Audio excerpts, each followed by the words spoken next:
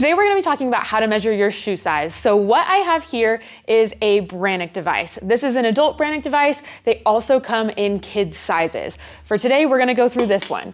So there's 3 different measurements that we can take with this device. 2 of them are to find the proper size, as in the length of your foot. So what you're going to do is you're going to put your heel directly in the back. The first size is very easy. What you're going to do is use your longest toe. So if that's your big toe or your second toe, to determine what length your foot is. So for me, that's a size 9. The second measurement is going to be finding where the ball of your foot is. This is important because some shoes are designed to bend where the ball of your foot is. If you're in a more flexible shoe, then this is a little bit less relative because the whole shoe bends. But if you're in a stiffer shoe, then it is designed to bend where the ball of the foot is. When you take this measurement, you're always going to take the larger number. So what you're going to do is place your foot in the device and then move this slider to right where the ball of the foot is. Then take your measurement. Now for me, this measurement is smaller than the length of my toes, so I'm going to go with the bigger number, which is a size 9. The last measurement is going to be for the width of your foot. You're going to use this slider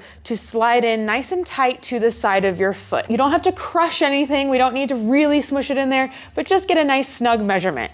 And then you're going to use the length size, so for me, a size 9, and come down and see what your width would be. That's going to be your size in general. Now keep in mind that different brands create their sizes differently. So if they have a size guide, best practice is always to print out their size guide, measure your foot according to that brand, but this is going to give you a general size to look for.